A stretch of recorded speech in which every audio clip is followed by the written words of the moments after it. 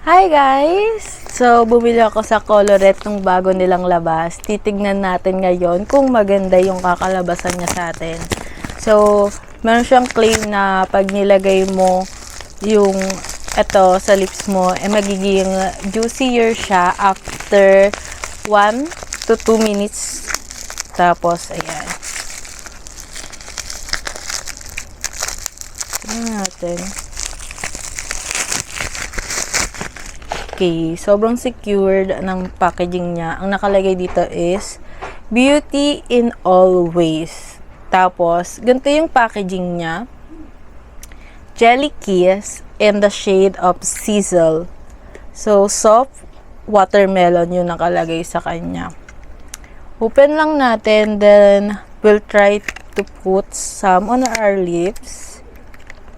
Tapos, tignan natin kung walang nakalagay sa lips ko na kahit ano. So, i-ano natin siya. Parang hirap be. Niya i-open. So, ayan. Ang nice nung packaging niya, very nakaka-social siya. Ayan, oh. So, let's try. Kuha lang tayo ng salamin. Since wala tayong mahanap na salamin, ito na lang yung camera natin. Ganito yung itsura ng applicator niya. Tapos, para siyang pinkish. So, let's try.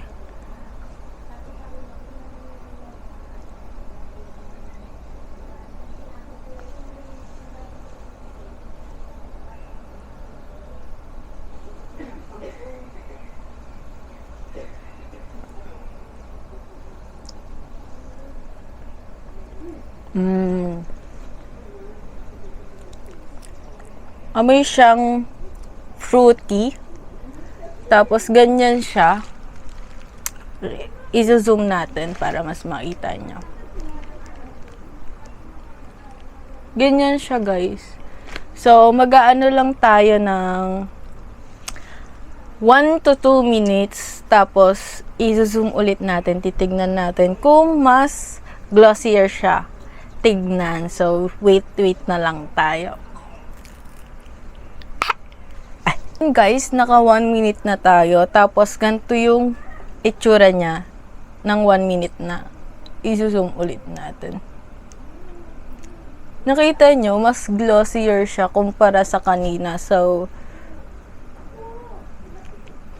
ang nice. Very nice yung kanyang, feeling ko okay sa akin yung shade niya. Mukha naman siyang bagay sa skin tone ko. And then, parang mas pumuti naman akong tignan. So, kasi nung pumipili ako, I can't decide it's Sing or si Sizzle. Pero I decided to go to Sizzle na lang. So, okay naman siya. Yun lang guys. Bye!